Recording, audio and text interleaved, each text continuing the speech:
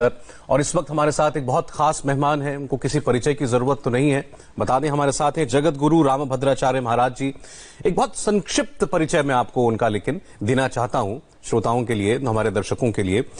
जगत गुरु रामभद्राचार्य जी महाराज जो हैं 1988 से रामानंद संप्रदाय के जगत गुरु हैं, रामायण और भगवत कथा वाचक हैं और आप कह सकते हैं तुलसी मर्मज्ञ हैं।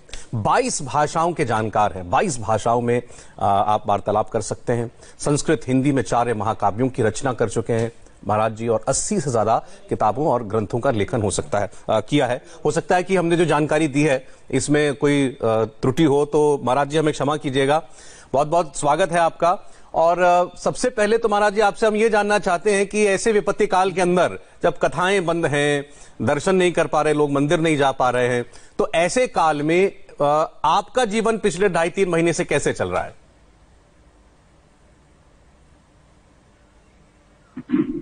नीलांबुजश्यामल कोमरांगम सीता समारोक्त वाम भागम पाणव महासायक चारु तापम नमामि रामं रघुनाथम श्री सीतानाथ समारंभाम श्री रामानंदार्य मध्यमाम अस्मदाचार्य पर्यंताम वंदे श्री गुरु परंपरा। मित्र सौरभ, कोरोना संकट काल में भी मैं बहुत प्रसन्न हूं। इसलिए प्रसन्न हूं, कोरोना में एक विचित्रता मैंने देखी, ऐकांतिकता की। हम लोगों ने प्रकृति के साथ इतना अत्याचार किया था, प्रकृति ने वो दंड दिया होगा। इसमें हमें भगवत स्मरण का बहुत अवसर मिला और अपने जीवन को हमने बहुत संयत रूप से प्रस्तुत किया, बहुत स्पष्टता का अनुभव किया और किसी प्रकार का मेरे मन पर अवसाद नहीं हुआ। मैं यही कह सकूंगा कि वास प्रांत एकांत हमारा समय मनन चिंतन का मंगल अधिक और क्या होगा अब मुझ जैसे जन का। जी, मैंने आपका एक कथन पढ़ा महाराज जी, आपने कहा कहीं पर कि धर्म मार्ग से कोई भी युद्ध जीता जा सकता है। अब ये जो हम कोरोना से युद्ध लड़ रहे हैं, ये हम धर्म मार्ग से कैसे जीतेंगे? इसके कई उत्तर मैं देने की इच्छा रख रहा हूं। पहला उत्तर, देखिए ये कोरोना है। कोरोना हमें बता रहा है को अर्थात कोई, रो अर्थात रोड पर ना अर्थात मत घूमे, कोई रोड पर ना घूमे। हम सबको अपने घरों में रहकर ही सभी कार्य करने चाहिए, अपने घरों में रहकर ही सभी दिनचर्याएं प्रस्तुत करनी चाहिए और भगवत स्मरण करते रहना चाहिए। निरर्थक रोड पर घूमने का हमारा जो अभ्यास है उसे बंद कर देना चाहिए। निश्चित रूप से हम कोरोना को जीत लेंगे क्योंकि धर्म एव हतो हन्ति धर्मो रक्षति रक्षितः। धर्म को जब हम कष्ट देंगे तो धर्म हमें कष्ट देगा, जब धर्म की हम रक्षा करेंगे धर्म हमारी रक्षा करेगा। यदि हम धर्मानुकूल आचरण करते रहे तो निश्चित रूप से कोरोना से हम जीत सकेंगे। और सौरभ जी, इसका परिणाम हमने देख भी लिया। अन्य देशों में कितनी मृत्युएं हुई, भारत की मृत्यु दर बहुत कम है। अन्य देश कितने बिलख रहे हैं, पर धर्म परायण होने के कारण भारत आध्यात्मिकता की शक्ति ऊर्जा से आज भी उतना नहीं बिलख रहा जितना अन्य देशों के लोग बिलख रहे हैं। जी महाराज जी, आपने कहा कोई रोड पर ना निकले। देश के प्रधानमंत्री ने भी यही एक आप कह सकते हैं एक सूत्र ये दिया था देश को, जिसका देश ने बहुत हद तक पालन भी किया। लेकिन अब जब धीरे धीरे कामकाज शुरू हुआ है, अब तो मंदिरों के कपाट भी खुल गए हैं, तो हम देख रहे हैं कि लोग जो मंदिर नहीं जा पाए, गिरजे मस्जिद नहीं जा पाए, अब वो बड़ी तादाद में निकल रहे हैं, जा रहे हैं। लेकिन अभी खतरा टला नहीं है। तो ऐसे में आपका उन धार्मिक प्रवृत्ति वाले खास तौर पर व्यक्तियों के लिए क्या कहना होगा जिनको लगता है कि मंदिर जाना ही चाहिए, कीर्तन करना ही चाहिए? मैं ये कहने जा रहा हूं, आज सभी धर्मों से ऊपर है राष्ट्र धर्म। कोरोना एक ऐसी विचित्र बीमारी है जिसका अतीव शीघ्र संक्रमण हो जाता है। तो राष्ट्र धर्म को मानते हुए हमें मानसिक पूजा कर लेनी चाहिए, हमें मानसिक आराधना कर लेनी चाहिए, और जितना हो सके उतना हमें संयम में रहना चाहिए। मैं यहाँ एक और कोरोना शब्द की व्याख्या प्रस्तुत कर रहा हूं। कोरोना शब्द में 3 अक्षर हैं, को, रो और ना। इसका अर्थ कोई रो ना। आज कोई रो मत, हंसते रहो। और हंसोगे कब? जब हमारा आहार और हमारा व्यवहार और हमारा विचार ये तीनों भगवान राम से जुड़ जाएंगे, तब हमारा रोना बंद हो जाएगा। आहार कैसे जुड़ेगा? हम अपने आहार को संयत रखें, शुद्ध रखें, शाकाहारी रखें, और वही आहार हमारे जीवन में प्रयुक्त हो जो हम भगवान को नैवेद्य करें। और जब हम भगवान को नैवेद्य करेंगे, तुलसी पधराएंगे, और जब हमारे भोजन में तुलसी होगी तो निश्चित रूप से कोरोना के विषाणु समाप्त होंगे, हमारे जीवन में एक अमृत आएगा। सौरभ जी, आप जानते ही होंगे कि हमारे यहाँ भगवान के नैवेद्य का बहुत लाभ है। महाराणा ने मीरा जी को विष दिया था, परंतु मीरा जी ने उसे भगवान का प्रसाद मानकर पिया तो वह अमृत हो गया।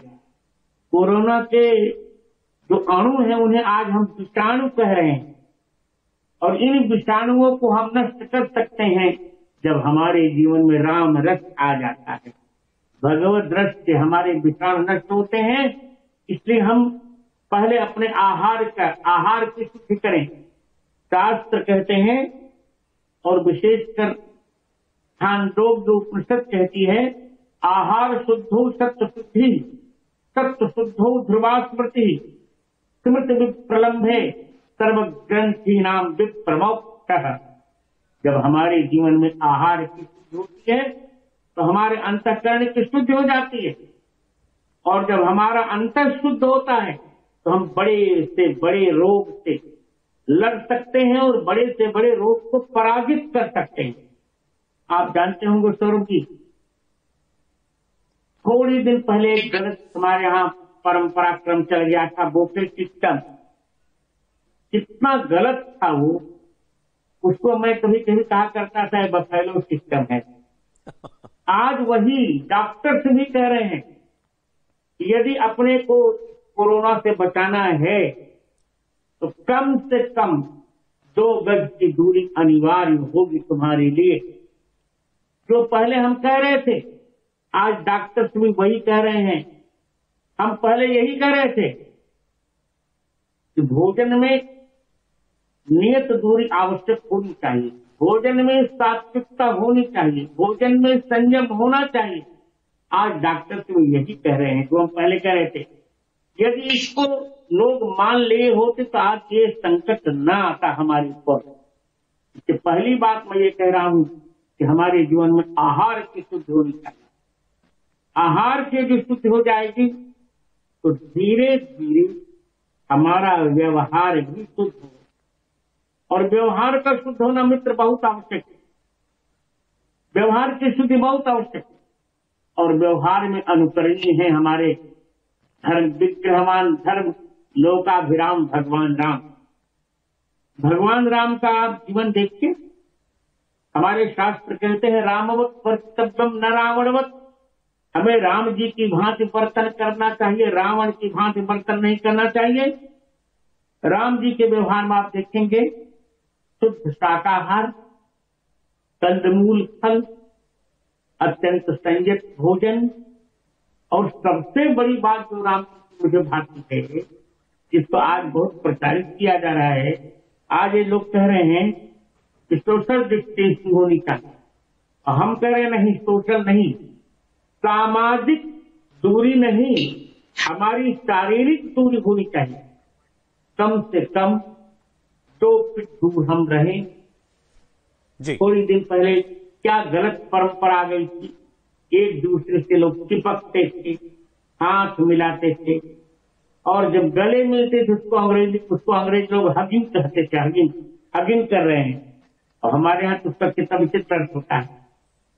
आज वो सब डॉक्टर नकार रहे हैं कि नहीं, अब गले मिलना बंद करो, हाथ मिलाना बंद करो, एक दूसरे से चिपकना बंद करो, इससे कोरोना और फैलेगा। इसलिए अब नमन करो दूर से, नमन स्वीकार करो दूर से, दूरी बना के रखो। और रामचंद्र जी ने ये जीवन में किया। सौरभ जी, आप जानकर प्रसन्न होंगे, भगवान राम चिपकने में विश्वास नहीं करते थे। इस बात को स्पष्ट करने के लिए मैं उपनिषद का एक उदाहरण दे रहा हूं। अथर्ववेद की राम तापनीय उपनिषद में एक वर्णन आता है। भगवान राम की रूप माधुरी देखकर दंडकारण्य के मुनिगण उन पर मोहित हो गए और कहने लगे, राम त्वाम आलिंगाम, हे राम, हम आपसे चिपकना चाहते हैं। भगवान राम ने कहा, नहीं, ऐसा नहीं होगा, मुझसे दूर से बात कीजिए, चिपकने का साहस मत कीजिए। यदि चिपकने का मन होगा तो द्वापर में कृष्णावतार में गोपिका बनकर चिपक लीजिएगा। इसका अर्थ ये है कि जो ये परंपरा चली, एक दूसरे के गले मिलना, एक दूसरे से चिपकना, एक दूसरे को हाथ मिलाना, ये राम जी के जीवन में पहले से ही नहीं। अब सिर्फ अंतर इतना आया है, महाराज जी माफी चाहता हूं, मैं आपकी बात बीच में रोक रहा हूं। अंतर केवल इतना आया कि आज हम इन बातों को दोबारा सीख रहे हैं, जान रहे हैं। जो हमारी परंपरा में था, हमारी सभ्यता में था, हम उसको छोड़ते जा रहे थे। आज आपने याद दिलाया लोगों को कि ये व्यवहार जो आज कोरोना काल में बताया जा रहा है सुरक्षित रहने के लिए जो अनिवार्य है, ये तो हमारे यहां पर हजारों वर्षों से अपनाया जाता रहा। आपने रामचंद्र जी के जीवन से उद्धृत किए कितने उदाहरण कि अगर हम उन्हीं का अनुकरण कर लें तो आज कोरोना के अंदर हम लोग सब सुरक्षित रह सकते हैं। आपको बहुत देर तक सुनने का और मन था, लेकिन समय की समय थोड़ा सीमित है। मैं माफी चाहता हूं भाई, और वक्त आप अभी फिलहाल नहीं दे पा रहा हूं। बहुत बहुत धन्यवाद लेकिन आपका, रामभद्राचार्य महाराज जी, बहुत बहुत धन्यवाद। नहीं, अब थोड़ा मुझसे और सुनिए, 2-3 मिनट मुझे और चाहिए। हेलो जी जी जी जी, कहिए। दूसरा, रो मत, कोरोना मत रो, केवल जीवन में राम जी के साथ जुड़ जाओ और हमारे विचार भी राम जी से जुड़े। राम जी जैसे हमारे यदि विचार हो जाएंगे तो निश्चित रूप से हम कोरोना को जीत लेंगे और हम इस संकट से उबर जाएंगे। मित्र, मैं ये वचन दे रहा हूं आपको, यदि धर्मानु राष्ट्रीय राम के अनुकूल आचरण हुआ तो निश्चित रूप से इस संकट से हम बहुत जल्दी क्या कहते हैं उबर जाएंगे और एक बार फिर हमारा भारत भव्य हो जाएगा। मित्र, मैं आपको भी धन्यवाद देता हूं, आशीर्वाद देता हूं और रजत शर्मा जी को भी मैं बहुत बहुत आशीर्वाद दे रहा हूं। इसी बहाने सभी संतों को उन्होंने बुलाया। यद्यपि आपने मुझे समय अन्य वक्ताओं के कम दिया है, फिर भी मुझे कोई आपत्ति नहीं। भगवान की इच्छा। महाराज जी हमारा सौभाग्य है कि आज आप आए हैं और अब बहुत अच्छा लग रहा है आपको सुनकर के। मेरी एक अंतिम एक आपसे निवेदन ये था कि अगर आप ये दर्शकों को और बता दें। कम समय दिया आपने। नहीं, अभी समय है महाराज जी, समय है, आप अन्यथा ना लें इसको। कोरोना की सीख क्या है? ये विपदा हम पे आई है, ये मानव जाति के लिए क्या सीख लेकर आई है? मैं यही कहने जा रहा हूं कोरोना कह रहा है कोरोना, कोई मत रो, जीवन में हंसने का अभ्यास करो। और हंसोगे तब जब हमारे जीवन में राम जी का आदर्श आ जाए, क्योंकि रावण जगत को रुलाता है, राम जी जगत को रमाते हैं, रमयती राम। इसलिए हमारी अपेक्षा यही है सब लोग राममय हो जाएं, क्योंकि रा का अर्थ है राष्ट्र और म का अर्थ है मंगल। इस राष्ट्र का राम से ही मंगल संभव है। इसलिए कोरोना में कोई मत रो, हंसते रहो और राम जी के चरण चिन्हों पर चलते रहो। और तीसरी व्याख्या कोरोना की मेरी और है, कोरोना, कोई रोको ना, किसी को मत रोको, अर्थात प्रत्येक व्यक्ति को अपना कार्य करने दो, अपने कार्य में विश्वास करो। जब भी किसी प्रकार का संकट आए, कोरोना का संदेह हो, तुरंत चिकित्सालय जाओ और चिकित्सालय जाने दो, किसी को रोको मत। जैसे अब दिल्ली में रोका कि अन्य प्रदेश के लोग दिल्ली में चिकित्सा न करेंगे, ठीक नहीं। कोरोना, किसी को मत रोको, सबको आने दो। जितना हो सके उतना हम एक दूसरों की सहायता करें। जैसा भगवान राम कहते हैं, परहित बस जिनके मन माही, तिनकह जग दुर्लभ कुछ नाही। जिसके हृदय में परोपकार की भावना बसती है, उसको जगत में कुछ भी दुर्लभ नहीं होता, सब कुछ उसे प्राप्त हो जाता है। देखिए, हम भारतवासी और भारत का जीवन धर्म प्रधान है, और धर्म का अर्थ है धर्मो धारयति प्रजा। जो प्रजा को धारण करता है उसे धर्म कहते हैं। इसलिए अब हम एक बार फिर अपनी उस परंपरा का ही अनुसरण करें। प्रातः काल 4 से 5 के बीच उठें, संध्या वंदन या भगवद आराधन करें, अधिक से अधिक प्राणायाम करें, योग करें, और योग के पश्चात थोड़ा सा भ्रमण करें, और अपने कार्यों को करते हुए भगवान का स्मरण करते रहें। गीता जी के 8वें अध्याय के 7वें श्लोक में भगवान कृष्ण कहते हैं, तस्मात् सर्वेषु कालेषु मां मनुस्मर युक्त च। संपूर्ण कालों में मेरा स्मरण भी करते रहो और युद्ध भी करते रहो। इसका अर्थ है मुंह से कहो राम और तन से करो काम।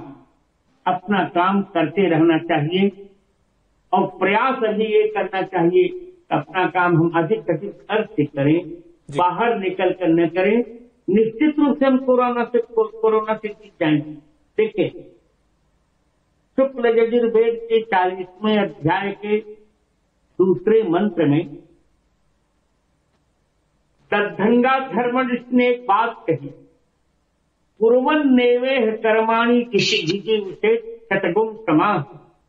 कुर्वन् क्यों कहा? कुर्वाणः कह सकते थे, कुर्वन् इसलिए कहा कि हम दूसरों के लिए कर्म करते हुए सैकड़ों वर्ष तक जीने की इच्छा करें। हम जो करें वो दूसरों के लिए करें। अपने लिए तो पशु करता ही है, मानव का धर्म हम दूसरों के लिए करें जितना हो सके। इस कोरोना के संकट काल में जो वृद्ध हो, जो दिव्यांग हो, जिनको सेवा की अपेक्षा हो, उन्हें हम अपनी सेवा उपलब्ध कराएं। जैसे हमने उपलब्ध कराया तुलसी पीठ से निरंतर लगभग 2500 लोगों का भोजन करवाया। उसी प्रकार सब लोगों को एक दूसरे की सहानुभूति बरतनी है, एक दूसरे के प्रति सहयोग बरतना है, और एक दूसरे के प्रति घृणा का भाव छोड़कर सबकी सहायता करनी है। तो तीसरी व्याख्या मैंने ये जो आपको बताई, कोई रोको ना, अपने काम से किसी को रोका न जाए, सब अपना अपना काम करते रहें। निश्चित रूप से हम कोरोना से जीतेंगे। और एक बात और, कोरोना से जीतने के लिए हमें एक आध्यात्मिक मार्ग भी अपनाना पड़ेगा। राम रक्षा का पाठ करें। प्रायः प्रत्येक व्यक्ति हनुमान चालीसा जानता है। हनुमान चालीसा का कम से कम 3 पाठ करते रहें। निश्चित रूप से हम विजयी होंगे कोरोना से, क्योंकि यह एक ऐसी आपत्ति है जिसमें ईश्वर की कृपा की हमको अपेक्षा है। और ये हम न ये भी यदि हम न कर सके तो मैं एक चौपाई बोल रहा हूँ, उस चौपाई का पाठ करते जाएं। माम अभिरक्षय रघुकुल नायक कृतवर ताप रुचिर कर सायक। इस पंक्ति का पाठ करने से भी हम कोरोना पर विजय पा सकेंगे।